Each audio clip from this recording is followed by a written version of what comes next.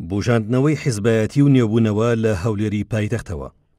هەموو شوێنەکایی جوڵە و هیممەت نواندنە مادەم یەکێتیی کوردستانی دەخوازین و لە بەرچاومانە، بەڵام پایتەختیش کە منچێشی سیاسەتی سەرەکی و قورسایی و سەنجی مەحەکە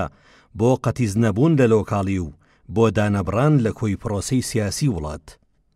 لەو چوارچێوەیەدا سەردانی هەڤاڵ لە هۆرشێخجەنجی هاوسەرۆکی یەکێتی بۆ هەولێری پایتەخت و دەستپێکردنەوەی زنجیرە دیدارەکانی لەگەڵ دامەزراوە حیزبی و جەماوەرەکانی یەکێتی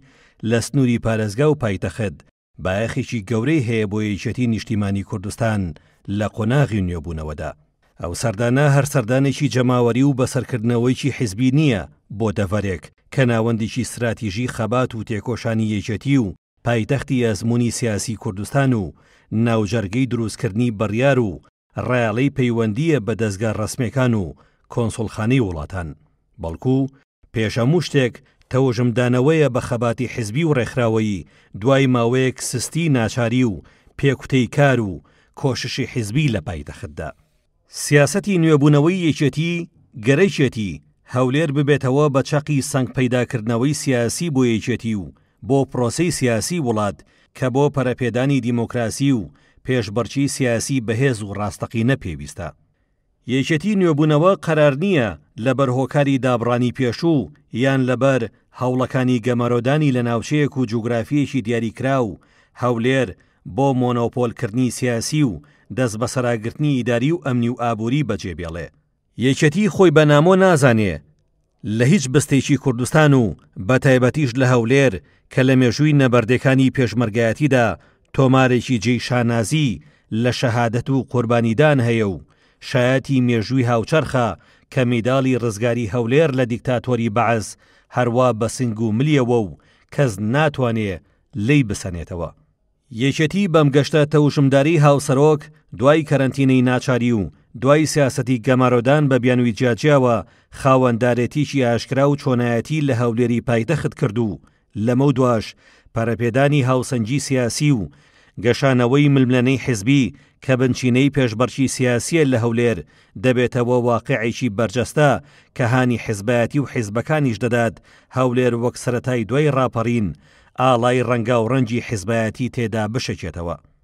ئەوەی کە هەر لەم بۆنێدا بڕیاری جێڕانەوەی دوو مەکتەبی خاوەن قورسایی و سەنجی حیزبی وەک مەکتەبی پەیوەندەکان و مەکتەبی ڕێکخراوە دیموکراتەکان بۆ هەولێر درا نیشانەی ئەوەیە یەکێتی بە جددی هاتوتەوە سەرهێڵی بوژانەوەی حیزبایەتی و خەباتی جەماوەری و خەباتی ڕێاڵەی پەیوەندی نێودەوڵەتی.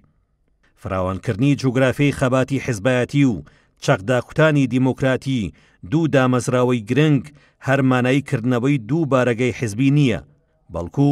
بەڵگەی پەرەپێدانی هاوسەنجی بەشداری حیزبی و ئاوەدانکردنەوەی زیاد لە ناوەندێکی کۆششی حیزبایەتیە کە ئەعتیباری بۆ هەڤاڵبەندی و پەراوێزی کاری حیزبی چالاک و سەنجین دەجێڕێتەوە. دوو ناوەندی حیزبی بەمانای ئاوەدانکردنەوەی دوو کۆمەڵگەی حیزبی چالاک و کۆبوونەوەی هەڤاڵان لە دەوری سیاسەتی یەکێتی و تیشک هاویشتنی لە پایتەختەوە بۆ دامەزراوەکانیان لە تەواوی کوردستاندا. ئەم ڕێڕەوە لە کار نەک دەبێتە مای بوژانەوەی حیزبایەتی لە پایتەخت و خۆشکردنی ململانەی دیموکراسی حیزبایەتی، بەڵکو بەڵگەیە لەسەر بەرپەشدانەوەی بە عەمەلی تۆمەتی دوو ئیدارەیی و زۆنگچێتی کە ماوەیەکە بە زۆر هەوڵ دەدرێ یەکێتی وا بناسرێت تاوەکو ناسنامەی کوردستانیەتی